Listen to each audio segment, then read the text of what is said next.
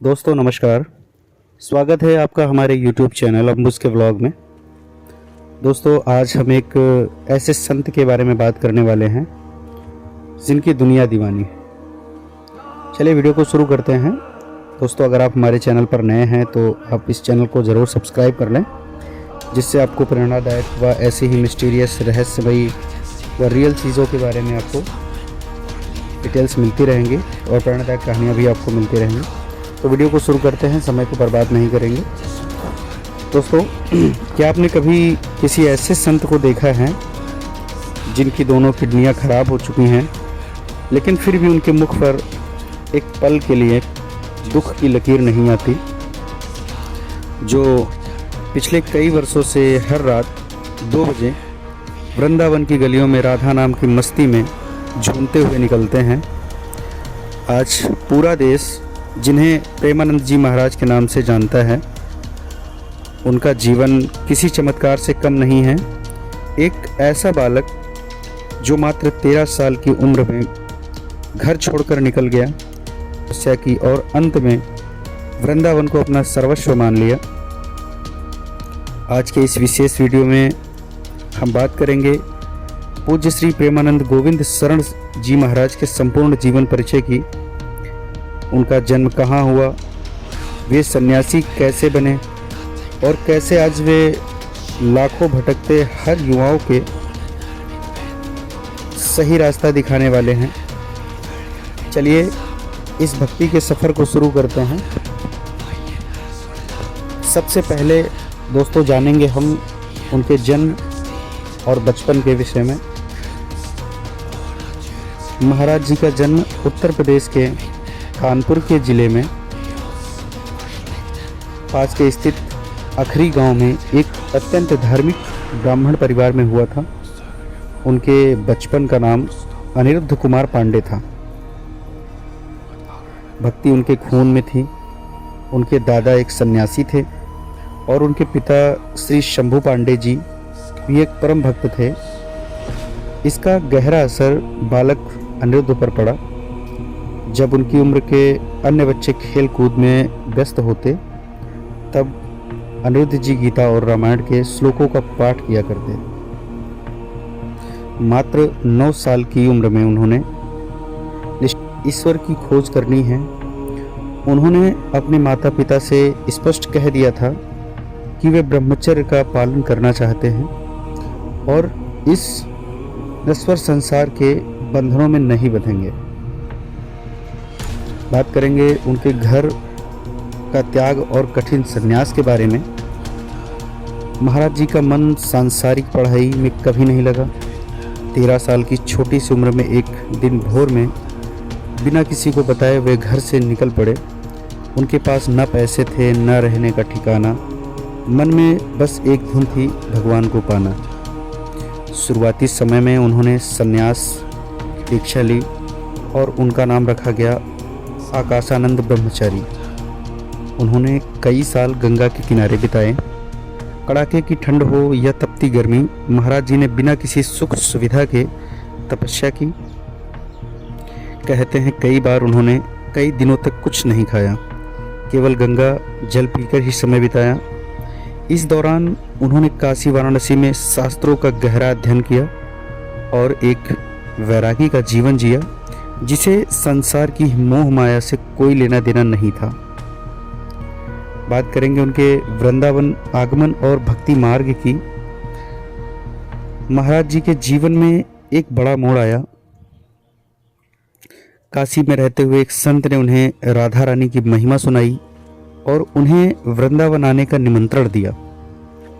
शुरू में महाराज जी को लगा कि वे तो शिव के भक्त हैं, तो वृंदावन क्यों जाएं? लेकिन राधा रानी की कृपा ऐसी हुई कि उनका हृदय बदल गया। वृंदावन आने के बाद उनकी भेंट पूज्य श्री राधा कृपा कटाक्ष जी महाराज से हुई। यहाँ से उनका जीवन वैराग्य से प्रेम की ओर मुड़ गया। उन्होंने राधा वल्लभ संप्रदाय में दीक्षा ली और उनका नाम हुआ प्रेमानंद। उन्होंने वृंदावन की गलियों में मधुकरी, जिसे भिक्षा बोलते हैं, भिक्षा मांगना, मधुकरी करके अपना जीवन व्यतीत किया उनका पूरा दिन केवल राधा नाम के जप और ध्यान में निकलने लगा। बात करें उनके स्वास्थ्य और अटूट विश्वास की, तो दोस्तों महाराज जी का जीवन हमें सिखाता है कि शरीर केवल एक वस्त्र है। आज महाराज जी की दोनों किडनियां फेल हैं और वे पिछले 15-20 वर्षों से इसी स्थिति में हैं। डॉक्टरों ने बहुत पहले कह दिया था कि वे जीवित नहीं रह पाएंगे, लेकिन महाराज जी ने इसे राधा रानी का प्रसाद मान लिया। आज भी उनका नियमित डायलिसिस होता है, लेकिन उनके प्रवचन और भक्ति की ऊर्जा में रत्ती भर भी कमी नहीं आई। वे कहते हैं शरीर अपना धर्म निभा रहा है, मैं अपना धर्म निभा रहा हूँ। यही दृढ़ता उन्हें एक साधारण इंसान से महापुरुष बनाती है।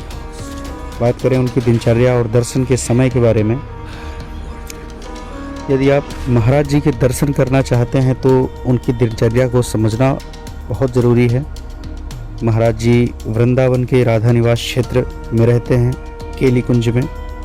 पद यात्रा का जो समय है वह महाराज जी रोज़ रात को लगभग 2 से 2:30 बजे के बीच अपने निवास से राधा वल्लभ मंदिर की ओर पैदल निकलते हैं और इस दौरान हजारों भक्त सड़क के दोनों ओर खड़े होकर उनके दर्शन करते हैं।